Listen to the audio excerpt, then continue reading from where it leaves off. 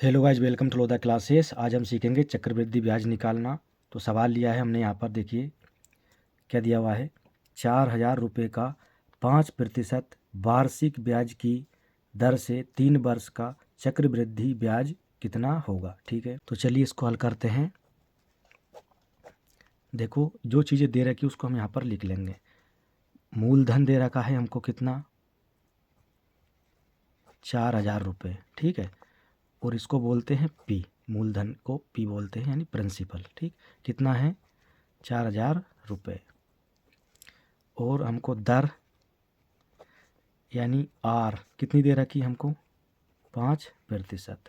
और समय यानी टी कितना दे रखा हमको, 3 वर्ष। ठीक, अब चक्रवृद्धि ब्याज निकालने के लिए हमको चक्रवृद्धि मिश्र धन निकालना पड़ेगा, और उसमें से हम मूलधन माइनस कर देंगे तो हमारा ब्याज निकल आएगा। ठीक है, तो चक्रवृद्धि मिश्र धन का फार्मूला क्या होता है उसको हम लिखते हैं। देखो, चक्र वृद्धि मिश्र धन ए, इसको ए बोलते हैं, बराबर ये होता है आपका मूलधन कोष्टक 1 प्लस दर बटे 100 और यहाँ पर घात में समय। ठीक, ये सूत्र होता है। अब इसको हम लिख सकते हैं शॉर्ट में, ए यानी मिश्र धन है ना, ये मूलधन हमारा P1 प्लस दर R बटे 100 और समय को हम T लिखते हैं। तो ये हमारा सूत्र हो गया है। ठीक, अब इसमें हम मान रख देंगे सारा यहाँ से। तो देखो क्या होगा, ए बराबर 4,000 है P का मान, ये कोष्टक बंद 1 प्लस R का मान कितना है, 5 बटे में 100, टाइम कितना है, 3 वर्ष। अब देखो, ए 4,000 ऐसा कैसा ही लिख लेंगे हम, ये इससे इसको हम काट देंगे, 5 से कम 5 और 5 दूनी 10, 20 बार में कट गया है। तो यहाँ से हमको मिलेगा 1 प्लस 1 बटे 20, क्योंकि ये 1 यहाँ से और ये बटे में 20 ये।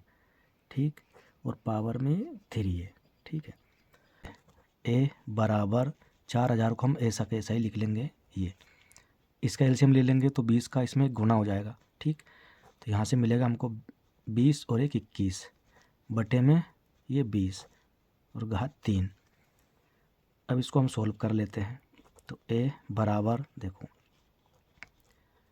4,000 गुना घात 3 है, तो 3 बार इसको हम लिख देंगे गुना में, 21 बटे 20 गुना 21 बटे 20 गुना 21 बटे 20। अब देखिए आप, 3 जीरो है यहाँ पर, तो ये तीनों जीरो 1 2 और 3 इससे कैंसिल हो जाएगी।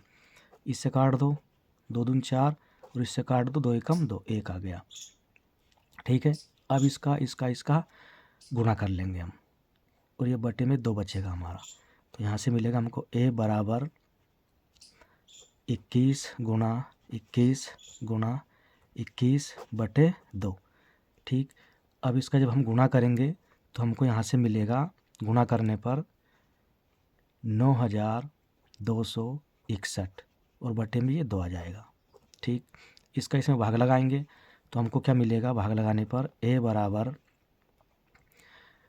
भाग लगाने पर मिलेगा हमको 4,630.5।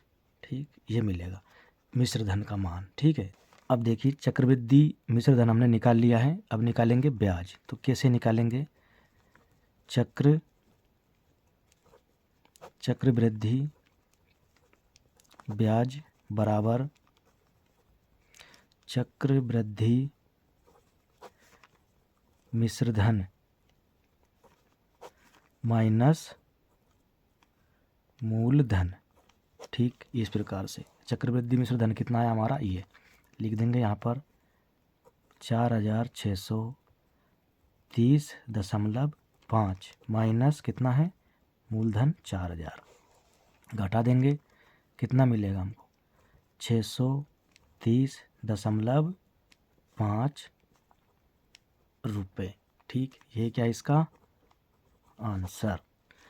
इसको दूसरे तरीके से भी कर सकते हैं शॉर्ट में। चलिए वो ट्रिक आप देखिए। हमको जो इसका मूलधन दे रखा है प्रिंसिपल कितना है 4,000 रुपये, ठीक है। और दर कितनी दे रखी है 5%। पहले साल का ब्याज निकालना है तो जो मूलधन है उसका हम 5% निकालेंगे, ठीक। तो यहाँ लिखेंगे हम प्रथम वर्ष का ब्याज बराबर 4,000 का हम निकालते हैं यहाँ पर 5%, और परसेंट का चिन्ह हटेगा तो बटे में 100 लगेगा। 2 जीरो से 2 जीरो कट जाएगी। 5 से गुणा करेंगे 40 में तो कितना आ जाएगा 200। ये आ गया आपका पहले साल का ब्याज 200 रुपये। अब देखो ये 200 रुपये इस 4,000 में जुड़ जाएंगे अगले साल के लिए, क्योंकि ये भी मूलधन में ऐड हो जाएगा। तो यहाँ पर प्रिंसिपल कितना हो जाएगा 4,200 रुपये। अब इसका हम दूसरे साल के लिए निकालेंगे तो दूसरे वर्ष का ब्याज, ठीक, कितना होगा 4,200 का निकालो 5%, बटे में परसेंट हटेगा तो कितना आएगा 100। 2 जीरो से 2 जीरो कट जाएगी। इसका गुना कर दो, इसमें कितना मिलेगा 5 दूनी 10 की 0, हासिल आई 1, 5 चौक 20 और 1 21, 210 रुपये। ये आ गया दूसरे वर्ष का ब्याज। अब इसको इसमें जोड़ दो, ठीक। तो तीसरे वर्ष के लिए ये हो जाएगा प्रिंसिपल कितना